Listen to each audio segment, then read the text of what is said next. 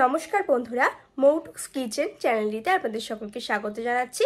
আজকে আমি আবার একটা নতুন রেসিপি নিয়ে আপনাদের সামনে হাজির হয়ে গেছি। আজকের আমার রেসিপিটির নাম বাটার চিকেন। তো এই রেসিপিটি কিন্তু যে কোনো ধরনের পরোটা বা রুটির সাথে কিন্তু দারুণ যায়। তো চলুন আর বেশি দেরি না করে রেসিপিটা শুরু করা যাক। তো প্রথমেই আমি একটা থালায় নিয়েছি 400 গ্রাম চিকেন। আমি একটু ছোটো ছোটো করে টুকরো করে নিয়েছি, আর এর ভিতরে আমি এখন দিয়ে দিচ্ছি আদা রসুনের পেস্ট 2 চা চামচ। তো আমি এরপরে দিয়ে দিচ্ছি ধনে গুঁড়ো আর জিরে গুঁড়ো 1 টিস্পুন, আর আমি দিয়ে দিলাম কাশ্মীরি লঙ্কার গুঁড়ো 1 টিস্পুন, আর দিয়ে দিলাম 1/4 কাপ টক দই। তো আমি এবার সব কিছু ভালোভাবে ম্যারিনেট করে নিচ্ছি। তো ভালো করে হাত দিয়ে মাখিয়ে নিচ্ছি। মাখিয়ে নেওয়ার পর আমি এটাকে রেস্টে রেখে দেব 2 ঘন্টার জন্য। তো ভালো করে কিন্তু ঢেকে এটাকে রেস্টে রেখে দিতে হবে। আর এরপরে আমি স্বাদ অনুযায়ী লবণটাও দিয়ে দিলাম। আর তারপরে আমি একটা কড়াই নিয়েছি। কড়াইয়ের ভেতর দিয়ে দিলাম বাটার 1 চামচ, আর তারপরে এর ভিতরে কুচনো পেঁয়াজ দিয়ে দিলাম। আমি এখানে 2টো পেঁয়াজ কুচি করে নিয়েছি। তারপর দিয়ে দিচ্ছি আদা রসুনের পেস্ট 2 টিস্পুন। তারপরে আমি ভালো করে এটাকে নাড়াচাড়া করে নিচ্ছি।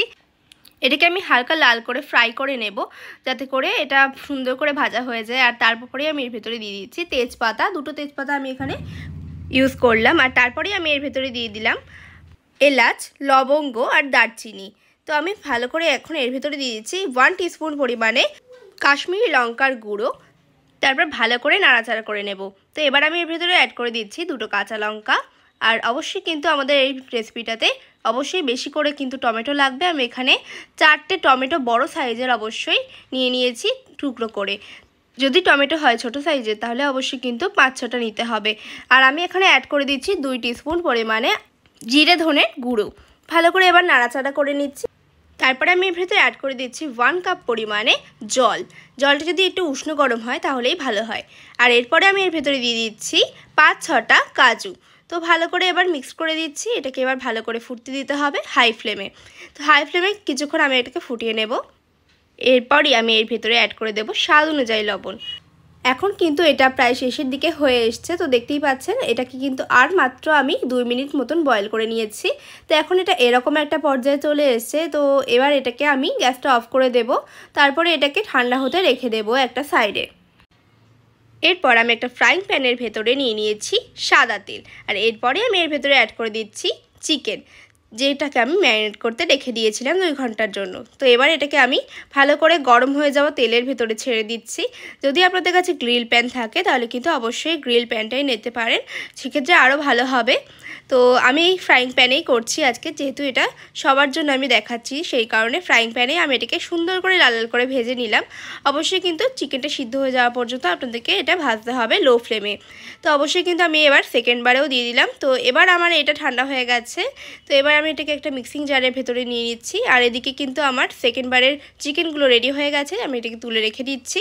তো এবার আমার এই যে মিক্স করা কিন্তু হয়েও গেছে। তো এবার আমি এটাকে নিয়ে নিলাম একটা ছাঁকনির ওপরে।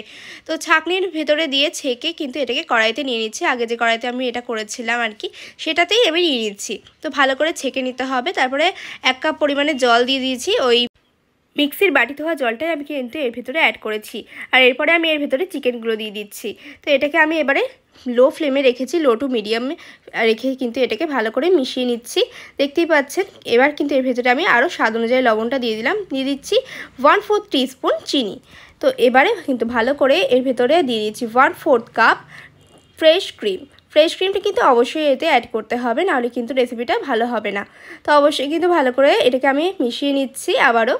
তো এটা কিন্তু এখন প্রায় রেডি হয়েই গেছে। তো এখন আমি দিয়ে দিচ্ছি অল্প পরিমাণে একটু বাটার, আর দিয়ে দিচ্ছি কসুরি মেথি। আমি এটাকে একটু শুকনো তাওয়ায় টেলে নিয়েছিলাম, তারপরেই ভালো করে হাতের সাহায্যে এটাকে গুঁড়ো করে দিয়ে দিলাম এর ভেতরে। তো ভালো করে এখন কিন্তু এটা রেডিও হয়ে গেছে। চলুন এটাকে এবার সার্ভ করে দিই। এটা কিন্তু খুবই টেস্টি হয় খেতে, আপনারা একবার বাড়িতে বানিয়ে দেখুন।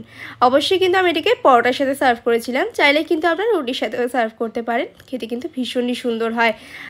বাড়িতে বানিয়ে এটা অবশ্যই আমাকে কমেন্ট করে জানাবেন যে কেমন হয়েছে রেসিপিটা। আর এটার টেস্টটা কিন্তু জাস্ট জিভে লেগে থাকার মতন একটা টেস্ট হয়। আমি আশা করবো আমার আজকের রেসিপিটি আপনাদের কাছে ভালো লেগেছে। যদি ভালো লেগে থাকে তাহলে অবশ্যই কিন্তু চ্যানেলটা সাবস্ক্রাইব করে দেবেন, আর পাশে থাকা বেল বাটনটিতে অবশ্যই প্রেস করে দেবেন, আর ভিডিওটিতে একটি লাইক করে দেবেন। আর অবশ্যই কিন্তু কমেন্ট করে জানাতে ভুলবেন না আজকের রেসিপিটি আপনাদের কাছে কেমন লাগলো। তো আজকের মতো এখানেই বিদায় নিচ্ছি।